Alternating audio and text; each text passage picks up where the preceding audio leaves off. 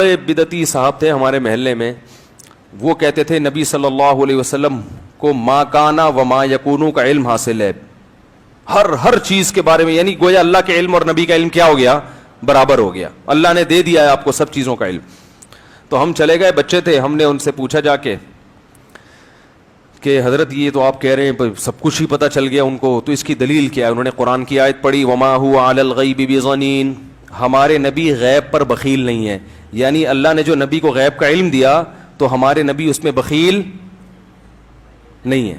بخل کہتے ہیں نا کہ اپنے پاس رکھ لینا چیز کو سنبھال کے، بخیل نہیں ہے، سخاوت کرتے ہیں اس علم میں۔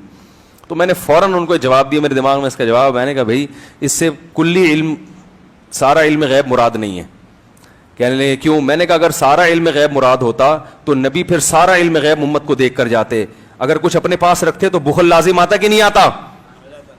تو قرآن تو کہہ رہا ہے وما هو علی الغیب بضنین، یہ تو بعد میں پھر میں نے گرامر پڑھی تو اور کچھ اس میں نقطے نکلے، جب اس وقت تو مجھے کچھ بھی نہیں آتا تھا، یعنی گرامر میں پتا چلا اس میں تو آتا ہے ذرہ برابر بھی بخل نہیں کرتے، بضنین میں بات تاکید کے لیے، ما ہوا علی الغیب بضنین، نبی کو اللہ فرماتے ہیں ہم نے جو غیب دیا اس میں ذرا بھی بخل کا سے کام نہیں لیتے، سارا امت کو کیا کر دیا آپ نے، بانٹ دیا، کچھ بھی نہیں، یعنی اس میں بخل نہیں کیا آپ نے۔ تو میں نے کہا اگر اس سے کلی علم غیب مراد ہوتا تو پھر نبی صلی اللہ علیہ وسلم امت کو بھی عالم الغیب بنا کے جاتے، تو اس سے کلی علم غیب نہیں ہے، جتنا جو جزوی علم غیب اللہ نے اپنے نبی کو دیا جو اللہ کے علم کے مقابلے میں یقیناً کم تھا، ہمارے مقابلے تو بہت ہے، تو ہمارے نبی نے جو علم غیب اللہ نے بانٹنے کو کہا امت کو اس میں نبی نے بخل سے کام نہیں لیا۔ تو شریعت کی جتنی ضروری چیزیں تھیں، قبر کے احوال، قیامت کے احوال، جو بھی اللہ نے نبی صلی اللہ علیہ وسلم کو بتائے، اور وہ ایسی باتیں جن کا امت کے عملی زندگی سے یا دین کی زندگی سے تعلق ہے، تو اس میں نبی نے ذرا بھی بخل سے کام نہیں لیا، اور وہ سارا امت کو دے کر گئے نبی صلی اللہ علیہ وسلم۔ حضور فرماتے ہیں فرشتے کسی امر میں بحث کر رہے تھے، تو اللہ تعالیٰ نے فرمایا کہ محبوب یہ فرشتے کس معاملے میں بحث کر رہے ہیں؟ تو میں نے کہا لا ادری، مجھے اس کا ادراک نہیں کہ وہ کیا کہہ رہے ہیں۔ تو پھر اللہ نے اپنا دست قدرت میرے دو کندھوں کے درمیان رکھا، دست قدرت یہاں آیا، ٹھنڈ سینے میں پڑ گئی۔ فعلمت ما فی السماوات والارض، زمین اور آسمان میں جو کچھ تھا اللہ نے سب کا علم مجھے عطا کر،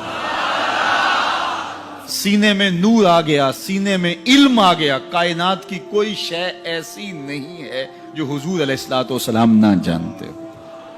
اور پھر کہاں تک علم آیا یہ حضور سے پوچھیے، فرمایا قرب قیامت میں جب دجال آئے گا تو میرے غلام اس کے مقابلے کے لیے نکلیں گے۔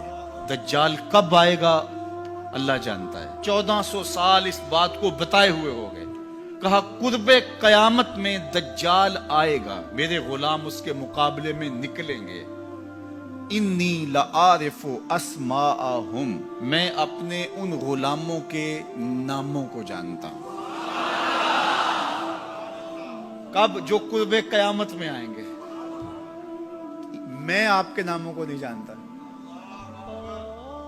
آپ 2 سال 4 سال 5 سال سے میرے پیچھے جمعۃ المبارک پڑھ رہے ہیں، شکلوں کو پہچانتا ہوں، ناموں کو نہیں جانتا۔ کئی لوگ بڑے شوق سے کہتے ہیں جناب وہ نذیر صاحب، ندیم صاحب، فلاں صاحب، وہ آپ کے، میں کہتا ہوں تصویر دکھاؤ گے تو میں پہچانوں گا۔ تو اتنے لوگوں کے نام میں یاد نہیں رکھتا، تو جب میں آپ کے نام نہیں جانتا جو ہر جمعۃ المبارک کو یہاں آتے ہیں، تو جہاں 2 مہینے کے بعد 10 سے قرآن دینے جاتا ہوں تو وہاں کے لوگوں کے نام کیسے جانوں گا؟ اور پھر جو سوشل میڈیا پہ سنتے ہیں اور میں ان کو دیکھا بھی نہیں، ان کے نام کیسے جانوں گا؟ اور میرے حضور کیا کہہ رہے ہیں کہ قرب قیامت میں جو دجال آنے والا ہے اور میرے غلام جو اس کے مقابلے میں نکلیں گے، میں ان غلاموں کے ناموں کو جانتا ہوں۔ بات ختم یہاں نہیں ہوئی، یہاں ختم ہو جاتی پھر بھی کافی تھا، لیکن میرے حضور نے آگے بھی بات فرمائی، وَأَسْمَاءَ آبَائِهِمْ، ان کے باپوں کے ناموں کو بھی جانتا ہوں، ان کے باپوں کے ناموں کو بھی۔ کہانی ختم نہیں ہوئی، بات آگے فرمائی، وَأَلْوَانَ خُيُولِهِمْ، جن گھوڑوں پہ چڑھ کے جہاد کریں گے میں محمد ان گھوڑوں کے رنگوں کو بھی جانتا ہوں۔ کون سا غلام، کس کا بیٹا، کس قبیلے کا فرد کس رنگ کے گھوڑے پہ بیٹھ کے جہاد کرے گا؟ کہا میں سب جانتا ہوں۔ یہ کیوں جانتے ہیں؟ دستے قدرت حضور کے کندھوں پہ آیا۔ وہ کہتا ہے الرحمن علم القرآن، یہ تلمیذ رحمان ہے، میں نے پڑھایا ہے۔